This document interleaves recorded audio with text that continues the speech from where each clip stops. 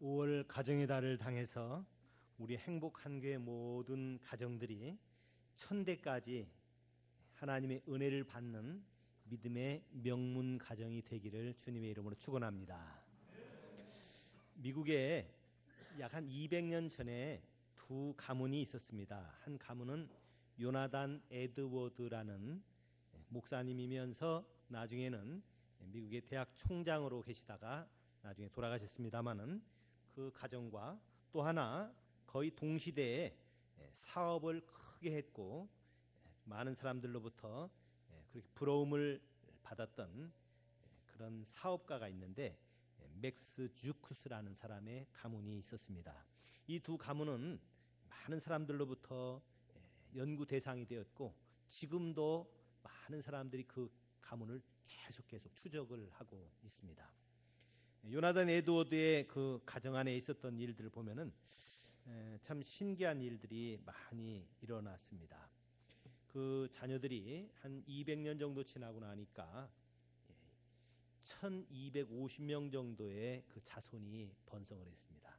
아마 한 200년 지나면은 한 가문이 그 정도 커지는 것 같아요. 1000명 정도로 늘었습니다. 유쿠스 가정도 역시 비슷했어요. 한 960명 정도가 그 자손이 번성을 했습니다. 그런데 요나단 에드워드의 가정 안에는 약 한 350명 정도가 육해 공군의 장교가 있었고 그 중에는 약 20여 명의 장군들이 있었습니다. 또한 380명의 대학 교수와 언론인들, 사업가들이 많이 나왔고 국회의원이 그 가문 안에서만 6명이 나왔습니다. 물론 대통령 후보도 나왔는데 당선은 안 됐습니다만은 하여튼 그 집안은 이렇게 명문 가정으로 꼽히고 있습니다. 선교사도 많이 나왔고요. 또 목회자도 그 집안에서 7, 80명 많은 목회자들이 나왔습니다. 그런데 주쿠스라고 하는 그 사업가 그 가정도 번성해서 근 1000명, 960명이나 되었습니다만은 참 이상하게 안 믿겨질 만한 일이요. 그 가문에서 전과자가 400명입니다. 여자들 중에서도 매춘부나 술집에서 일하는 사람들이 한 300여 명이 됐습니다. 그리고 소매치기, 깡패 같은 사람이 한 200명 나왔기 때문에 그 집안이 거의 다 전과자입니다. 어떻게 이 정도로 될 수 있을까? 그러다 보니까 많은 사회학자들, 인류학자들이 연구를 해봐도 도저히 이건 이해가 안 간다. 어떻게 이게 기계도 아니고 사람들이 계속 그쪽으로만 치닫게 되는가. 그러면서 일부 사람들이 성경을 보고 이것밖에는 풀 수가 없다라고 한 것이 바로 오늘 본문입니다. 오늘 본문에 뭐라고 기록되어 있습니까? 본문에 5절 중반에 보면은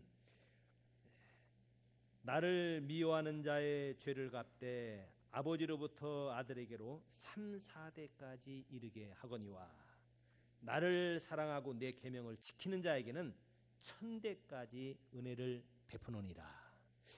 그래서 하나님께서 어느 가정은 하나님께서 벌을 줄 수밖에 없고 어느 가정은 점점 더 복을 줄 수밖에 없구나. 그래서 저는 우리 행복한 교회가 명문 가정 되어서 하나님 우리보다도 우리 자손들이 더 주변 많은 사람들 섬기고 하나님을 기쁘게 해드리고 박수를 받는 가정이 되기를 바랍니다. 그래서 과연 어떻게 해서 이 말씀이 이렇게 성경에 기록되어 있고 그 배경이 대체 뭔가 저는 아주 궁금했습니다. 그런데 보니까 이 본문 말씀이 십계명 안에 있는 그런 내용입니다. 조금 더 자세히 풀면은 이것이 우리 개신교에서는 십계명 가운데 두 번째 계명인 것을 아마 저 여러분 다 잘 알고 있습니다. 그런데 천주교회는 우리와 계명이 조금 다릅니다. 십계명을 우리도 십계명을 가지고 있고 천주교도 십계명을 가지고 있습니다만은 천주교는 1계명하고 2계명을 합쳐 가지고 1계명으로 봅니다. 그래서 우리 성경을 보다 보면은 아마 찬송가 뒤에 그 맨 뒤에 보면은 십계명이 나와 있죠. 제1은 너는 나 외에 다른 신을 내게 두지 말아라. 이것이 첫 번째 계명입니다. 두 번째 계명은 널 위하여 새긴 우상 만들지 말고 또 위로 하늘에 있는 것이나 아래로 땅에 있는 것이나 땅 아래 물속에 있는 어떤 형상도 만들지 말고 그것들에게 절하지 말며 그것들을 섬기지 말아라 라고 되어 있는데, 자, 천주교에서는 지금 얘기했던 첫 번째 계명, 두 번째 계명을 합쳐가지고 1계명으로 봅니다. 그리고 천주교에서는 그래서 제2계명을 너는 여호와 이름을 망령 때 일컫지 말아라 라고 얘기하고, 세 번째 계명이 안식일을 기억하여 거룩히 지켜라 라고 되어 있습니다. 이렇게 세 계명입니다. 그 다음에 나머지를 이제 늘려서 7개로 만들었습니다. 그래서 우리 보통 얘기하기를 하나님께 10계명을 돌판에 새겨줄 때 1계명부터 4계명까지는 하나님에 대한 대신 개념이고, 그 다음에 5번째부터 10번째까지는 대인 계명이다. 그렇게 돌판에 아마 둘로 나눠졌을 거다라고 얘기하는데, 천주교에서는 이것 때문에 좀 곤란하겠죠. 그러면은 첫 번째 돌판에 3개만 있고 두 번째 돌판에 7개 있다고 얘기해야 되는데, 물론 그것이 어떻게 써져 있는 건 아무도 알 수는 없지만, 그러나 천주교와 개신교회가 이렇게 10계명 분류하는 것부터 조금 달리 되어 있습니다.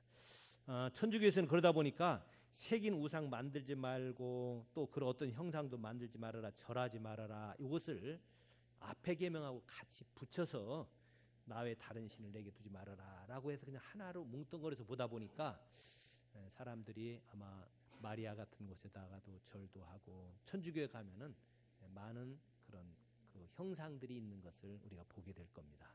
그러나 그들이 형상을 숭배하거나 그러지는 않습니다. 그냥 그것은 하나의 예술 작품으로 생각나게 하는 거다라고 우리 개신교에서는 그들을 좀 이해해 주는 것이 필요합니다. 왜요? 우리 다른 사람 조금 좀 잘 봐줘야지. 응? 그거 괜히 헐뜯고 욕하면은 안 됩니다. 그래서 저는 그냥 그들을 그렇게 좋게 이해를 하기를 원합니다. 자, 그렇지. 이렇게 우리 개신교에서는 1계명, 2계명, 지금 얘가 설교한 것이 2계명을 하고 얘기하는 건데, 천주교에서는 이것을 1계명에다 그냥 합쳐버려 놓은 겁니다. 그래서 여기 조금 다르고, 그럼 유대교는 어떻게 되어 있느냐? 유태교는 10계명 동일하게 10계명입니다. 근데 그들은 어떻게 이것을 분류하는가? 이것은 조금 또 역시 좀 다릅니다. 왜냐하면은 그 두 번째 대인 계명은 우리랑 똑같이 그들도 유대교에서 똑같이 6개로 봅니다. 대신 계명은 4개로 보는데 조금 그것이 다릅니다. 이것은 여러분 이따가 2시에 여러분 이걸 가지고 자세하게 강의를 해드리는 게 좋을 것 같습니다. 그러니까 여러분들 유대교하고는 조금 더, 유대교하고 우리 개신교하고 조금 더 가까워요. 근데 천주교는 조금 한 발짝 조금 달리 되어 있습니다. 제가 여러분들 이렇게 말씀드리는 것은 이만큼 지금 오늘 말씀드리는 것은 굉장히 중요하다는 겁니다.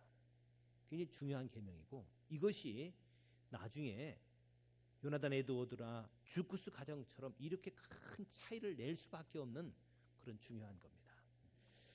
자, 본문 말씀을 쭉 보게 되면 우리가 오해하고 있는 것이 하나 있는데 뭐냐 하면은요, 하나님께서 우리에게 우상 만들지 말고 그것에 절하지 말고 섬기지 말아라 라고만 하는데, 그런 다음에 나와 있는 얘기가 나 내 하나님 여호와는 질투하는 하나님인즉이라고 되어 있습니다.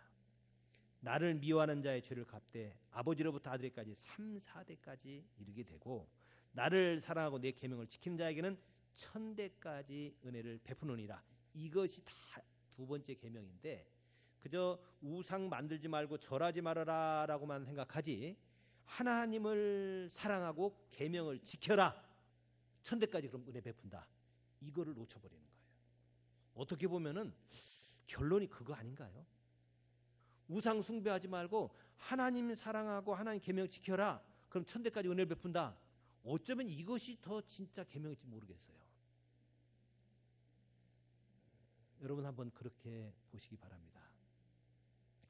에베소 4장에 보면 도적질하는 자는 도적질하지 말고 빈궁한 자에게 구제할 것이 있기 위해서 제 손으로 수고해라 라고 되어 있습니다.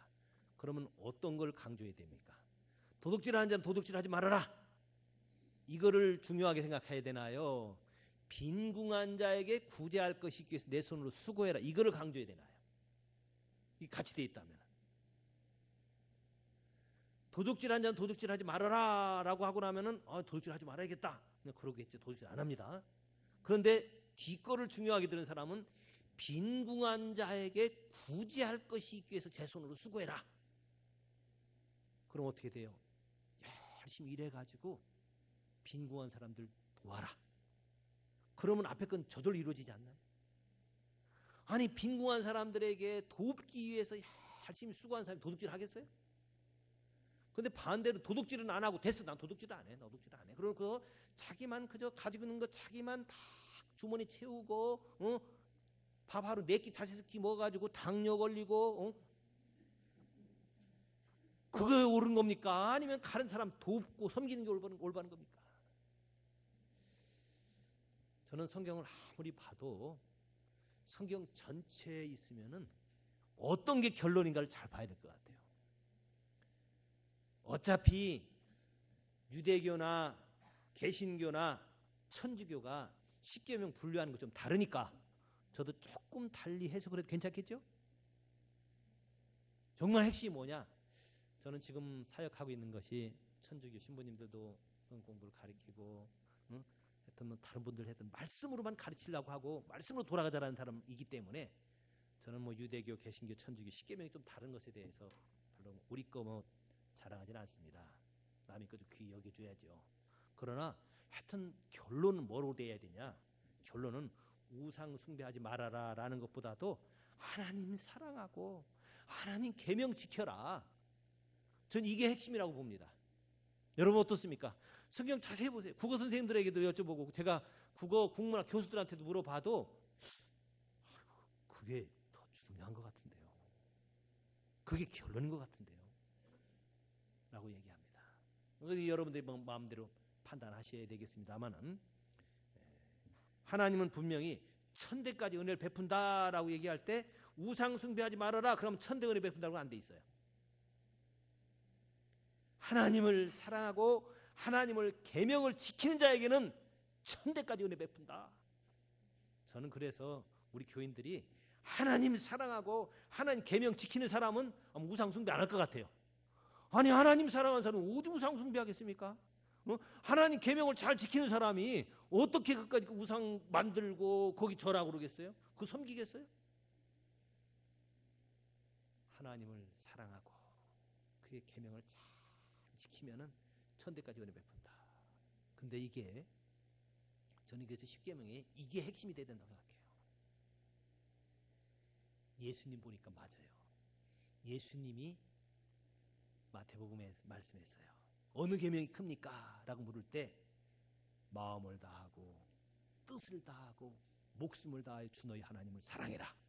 이것이 크고 첫째 되는 계명이요. 둘째는 이와 같으니 내 이웃을 내 몸같이 사랑해라.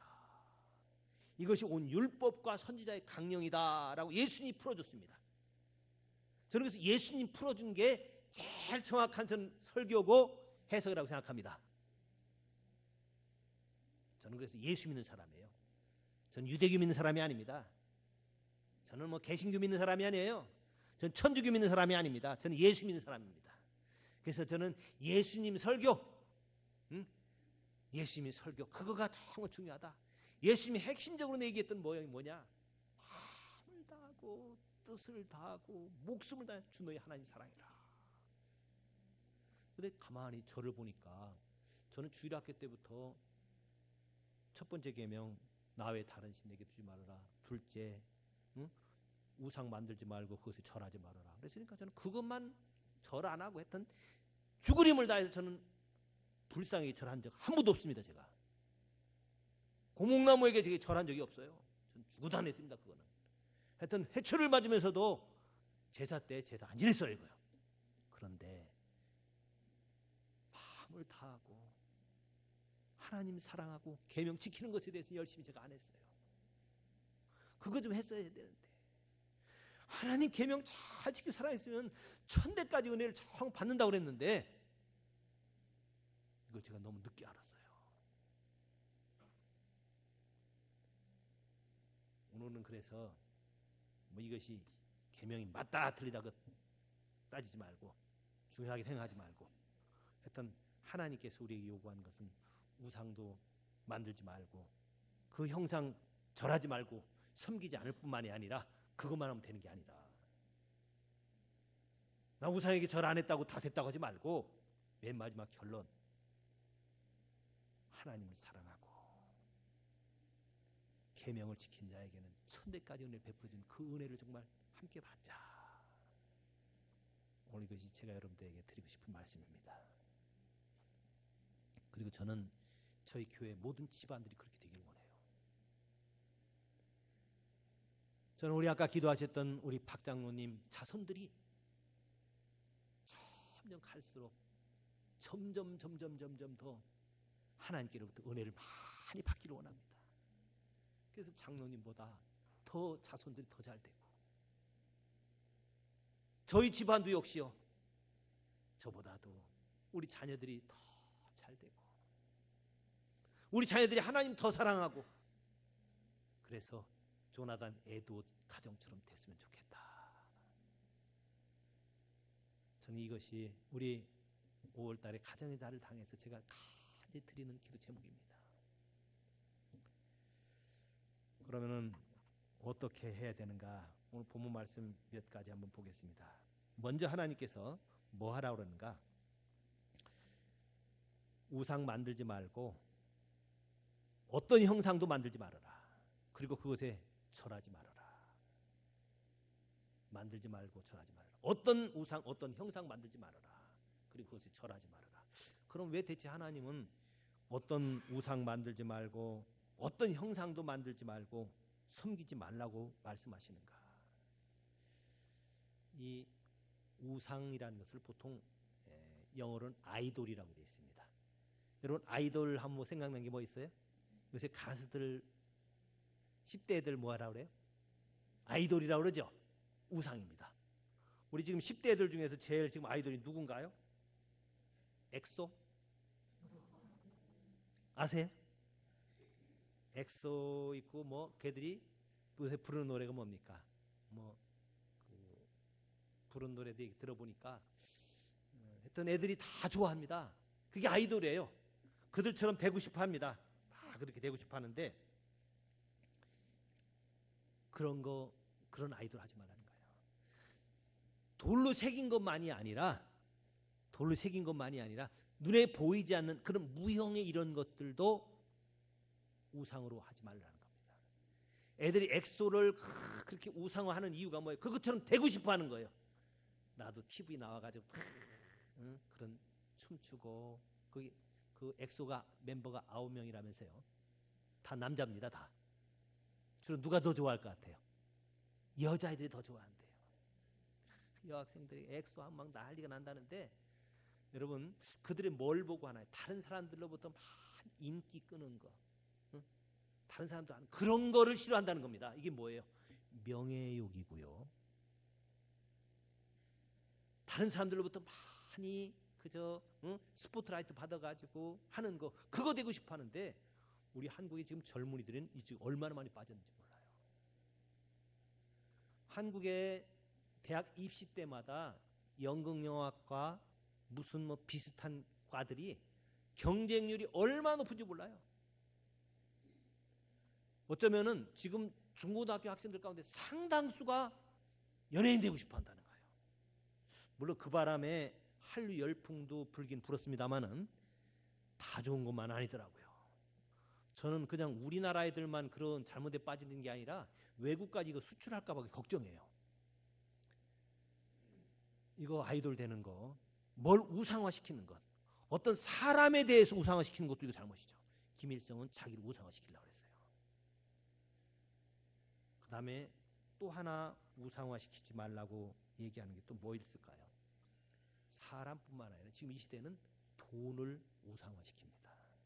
그래서 사람을 평가할 때도 얼마나 돈이 있느냐, 얼마나 구매할 수 있는 능력이 있느냐, 돈 가지고 우상화돼 버립니다. 자, 돈을 우상화한 섬기고 있는가 하나 그냥 보면 가치를 어디에 두고 있는가 보면 압니다. 예배 드리는 게 더 중요한가?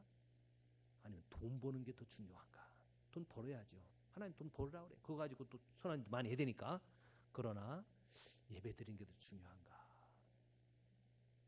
돈이 우상 숭배, 돈 때문에 사람 죽이고 돈 때문에 재산 상속받는 것 때문에 서로 재산 받으려고 형제간의 의도 다 갈라져 버리고 돈이 지금 이 시대에 완전히 우상화돼 버렸습니다.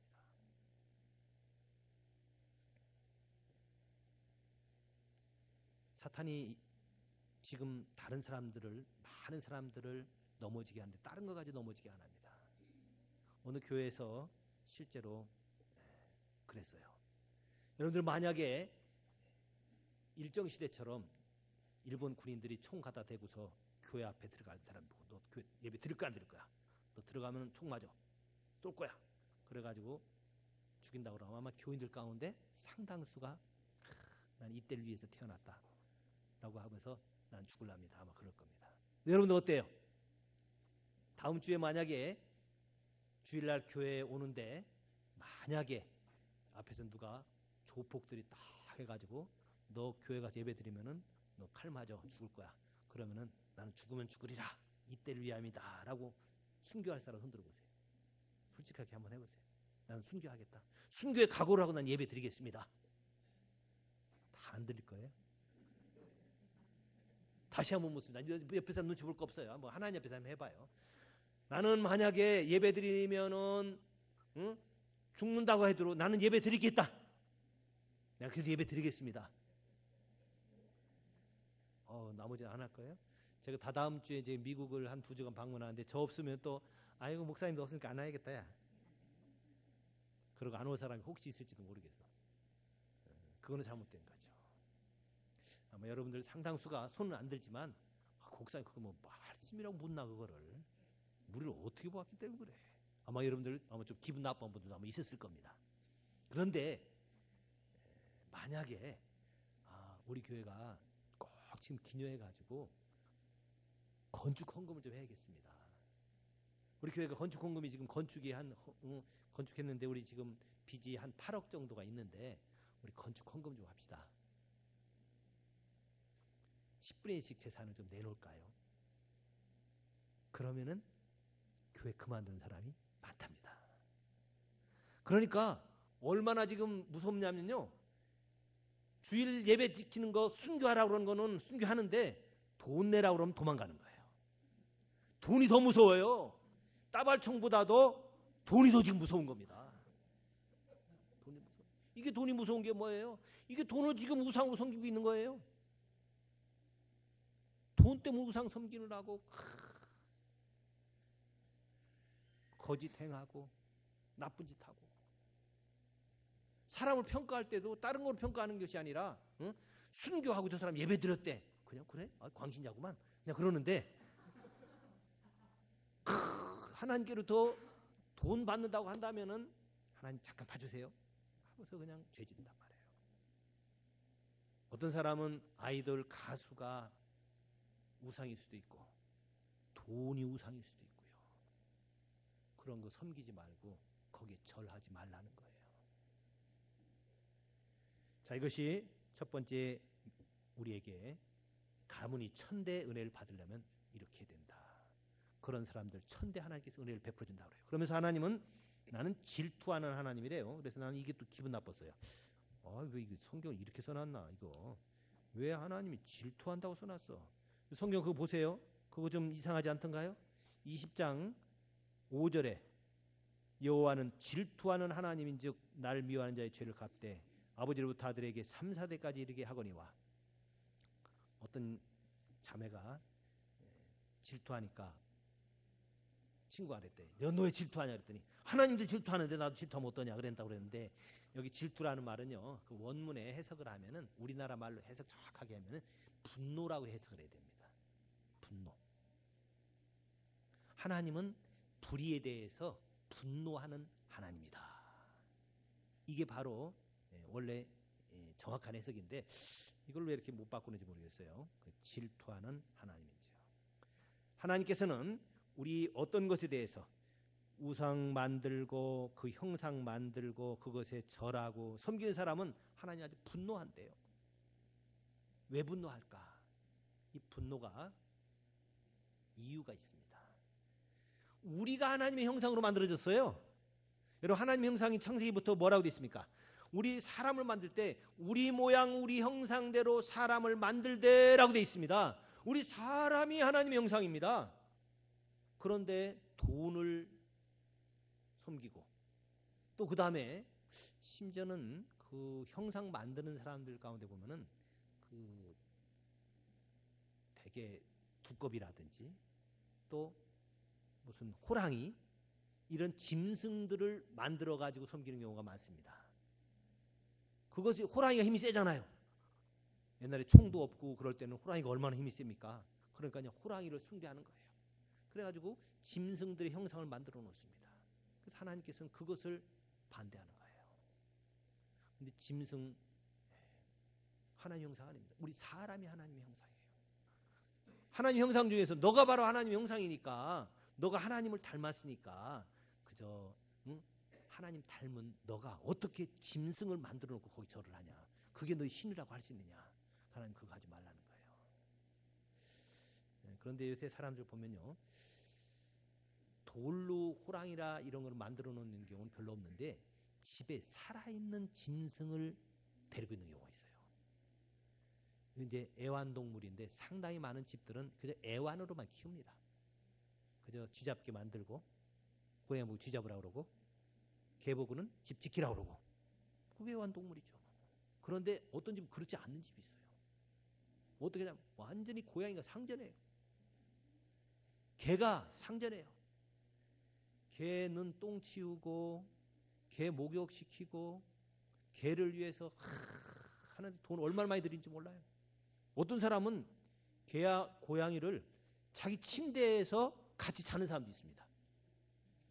더 나아가서는 재산 상속을 개나 고양이에게 해준 사람도 있어요. 왜 그러는가 봤더니 애들 낳으면 속색이니까. 애들 자녀들 낳으면 속색이고 말도 잘 안 들어먹고 그러잖아요. 그런데 개는 그냥 이뻐만 해주면 무조건 좋아하거든요. 고양이는 무조건 이뻐해주고 하면 되거든요. 그러다 보니까 애 안 낳고 애완동물 개나 고양이 키우는 사람이 많은데 요새는 우리 지금 한국이 OECD 국가 중에서 출산율이 거꾸로 잘 1등입니다만은 그 전까지 1등했던 나라가 불란서에 있었습니다. 불란서에는 그 파리 시내에 시민들이 한 800만 명 정도인데 강아지나 고양이 애완동물이 800만 마리가 넘습니다. 길거리 가다 보면 얼마나 똥들이 많은지 끌고 다니면서 똥는 거 물론 다 치웁니다만은 안 치운 사람도 있다 보니까 사람들이 왜 자녀를 안 낳을까 보니까 애 낳으면은 힘들고 책임도 많고 또 더더구나 어떻게 하냐면은 사람이 하나님의 형상이 아니라 동물도 똑같은 줄 생각하는 거예요. 진화론이 나와가지고 동물이나 사람이나 같다라고 하니까 그렇게 하고 있어요. 제가 일부 사람들로부터 특히 동물보호협회나 이런 사람들로부터는 제가 상당히 그 욕을 많이 먹는 사람입니다. 저는 어떤 운동을 펴냐면은 고양이 키우는 거 좋다, 개 키우는 거 좋다. 그러나 그만큼 아프리카에 있는 사람들 위해서 똑같이 좀 도우면서 살자. 우리 한국은 좀 뭐 정확한 통계 제가 알 수 없습니다만은 미국 같은 경우는 선교비보다도 애완동물에게 쓰는 돈이 3배가 넘습니다. 아주 큰 슈퍼마켓 같은 거가 동네에 있는데 개, 고양이, 먹이, 거기에 있는 옷, 뭐 이런 거 하는 것이 큰 슈퍼예요. 우리 어떤 유학생은 거기 들어가가지고 개가 이렇게 통에 있길래 이거는 개고기인가 보다. 개고기를 먹어야겠다 해가지고 그걸 사다가 먹었대요. 나중에 알고 보니까 그건 개 먹이입니다. 저는 우리 교회 교인들이 동물을 사랑하길 바랍니다. 정말 동물 많이 아껴주고 잘 기르길 바라요. 그러나 사람보다 더 사랑하면 안 됩니다. 그건 잘못된 겁니다. 그래서 제가 여러분들에게 혹시 그러고 있거든 구제헌금보다 개 먹이에 대해 돈 더 지불하는 사람, 물론 보신탕 끓여 먹으려고 뭐 하는 거 그거야 뭐 예외겠습니다만은 하여튼 개님을 키우는 거는 고양이님을 키우는 것에 대해서는 여러분들 조심하셔야 됩니다. 왜냐하면 자칫 잘못하면 사탄이 그것을 우상 숭배처럼 만들 수 있어요.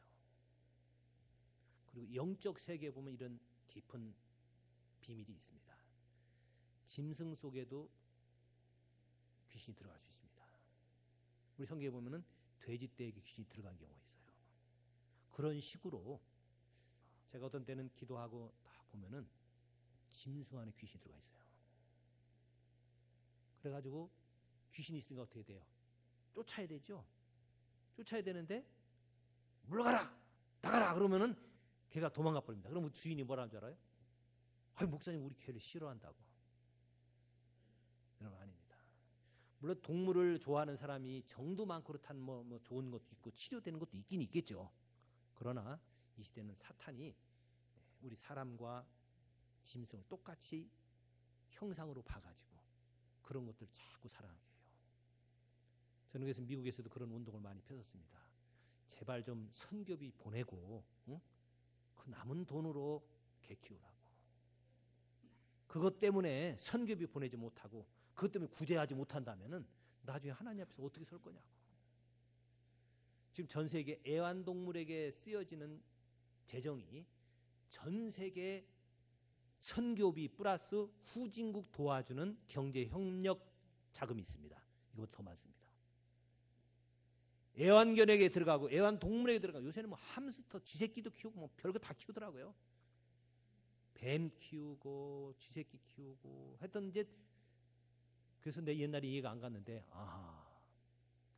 애굽에서 그 개구리들을 처음에 두 번째 재앙 때 개구리들을 그렇게 해가지고 많이 만들어가지고 그래 너네 개구리 섬기지. 왜냐하면 애굽에서는 개구리를 많이 섬겼어요. 특히 다산의 심볼입니다. 그리고 일본 같은 경우는 두꺼비를 섬기고 개구리를 신으로 섬기는 사람들이 꽤 있습니다. 그 사람들 다신 때문에 그래요. 근데 역시 마찬가지로 사탄은 자꾸 우리에게 그렇게 하게 만들어요. 하나님은 우리에게 뭘 원합니까? 우리가 하나님의 형상이니까 사람을 귀히 여기고 사람을 사랑하고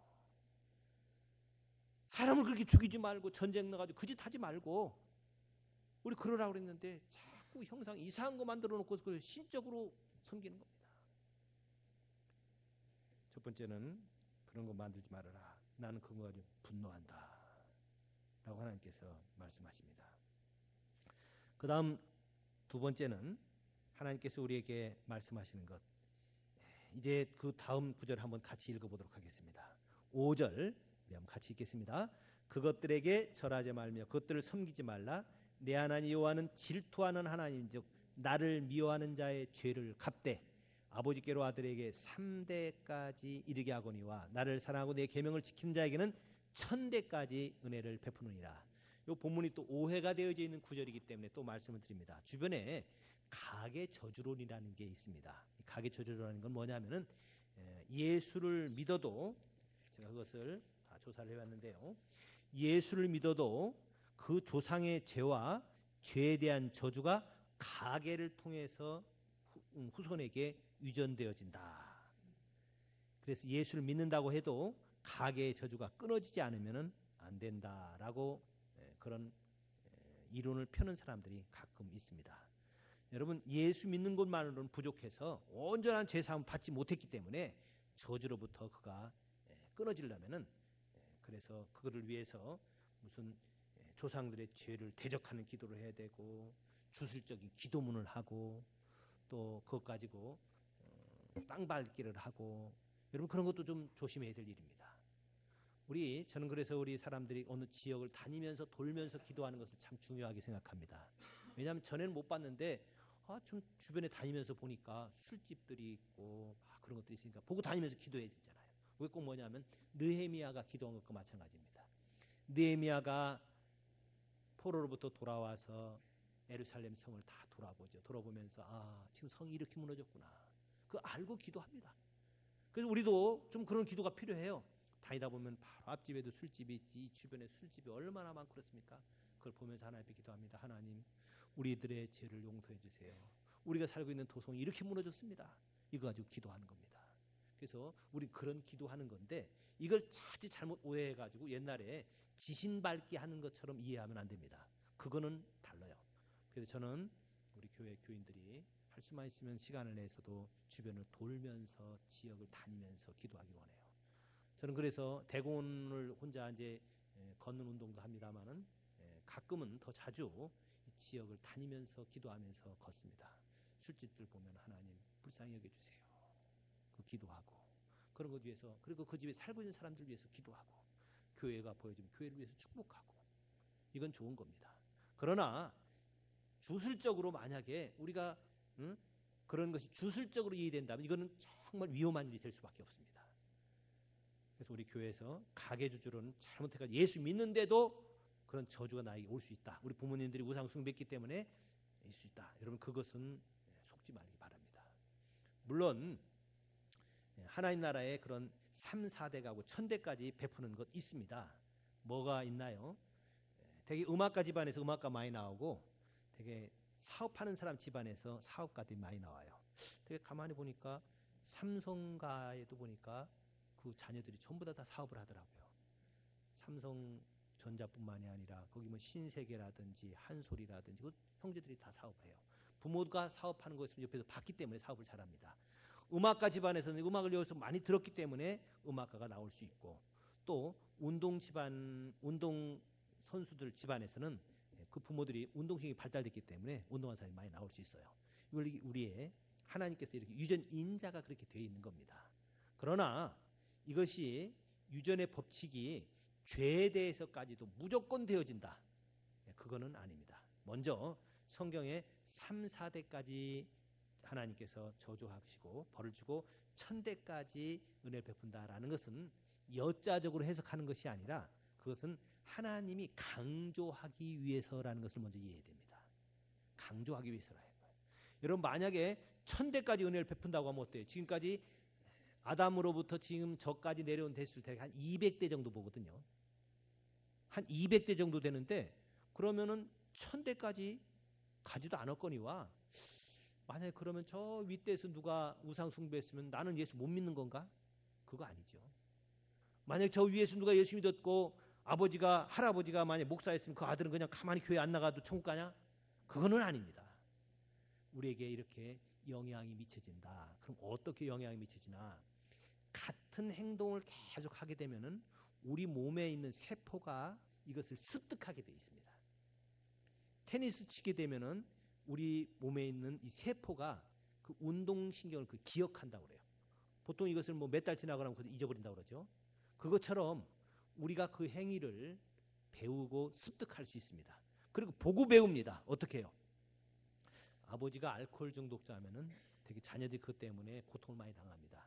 그러면서 뭐라 하냐면 절대로 나도 술 안 먹어. 나는 술 안 먹을 거야.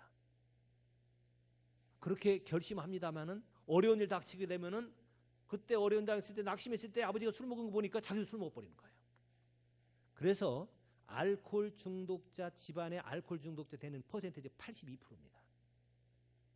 그것은 옆에서 보고 배웠기 때문에 그렇게 되는 거죠. 하나님이 네 아버지가 알코올 중독자였기 때문에 너도 알코올 중독자 돼야 된다. 숙명적으로 만들어내는 것이 아니라 보고 그냥 배우기 때문에 그렇게 되는 거예요. 그래서 하나님께서는 우리에게 이것이 그렇게 자녀들에게 영향이 미쳐지니까 하나님의 계명 잘 지켜라. 순종해라. 그러면은 자녀들 또 배우고 계속 배워져서 이것이 내려갈 수밖에 없다는 겁니다. 그 다음에 또 하나 하나님께서 우리에게 그 말씀해 주시는 아주 중요한 그 가르침 가운데 하나가 우리의 하나님이 계명 잘 지키고 하나님을 잘 섬겨라. 그러면 1000대까지 은혜를 베풀어 준다라고 그랬는데 이걸 보고서 어떤 사람은 또 오해를 하는 게 있더라고요. 하나님이 우리 만들어 놓고서 하나님의 계명만 잘 지키라고 그렇게 하나님 사랑하라고 그렇게 얘기했나? 그럼 우리 완전히 북한에서 김일성이 사람들한테 기쁨 좀 만드는 것처럼 그런 간신들 만드는 것과 뭐가 다르냐? 하나님만 사랑하고 계명만 잘 지키라고 그러냐? 근데 여러분 하나님 계명 지키라는 것은 우리를 위한 겁니다. 일부 예배 때 우리 학생들이기 때문에 얘기했습니다. 부모님들이 여러분들에게 공부하라는 것은 여러분들을 위한 겁니까? 부모를 위한 겁니까? 자녀에게 너무 많이 게임해가지고 머리가 후두염만 발달해가지고 공부도 잘 못하고 그렇게 되는 거 원치 않기 때문에 얘기하는 건데 누구를 위한 거냐? 우리 자녀들 위한 거고 그들 사랑하기 때문에 하는 것이지. 하나님이 우리에 대해서도 역시 마찬가지입니다. 하나님 계명 지키라는 것도 그걸 통해서 하나님 무슨 권위를 세우려고 하거나 하나님께서 무엇을 얻고자 함이 아니라 우리를 위해서라는 거. 자, 우리 성경 같이 읽어볼까요? 신명기 10장 같이 읽어보겠습니다. 신명기 10장 12절 13절 한번 같이 읽어볼까요? 277페이지입니다. 신명기 10장 12절 13절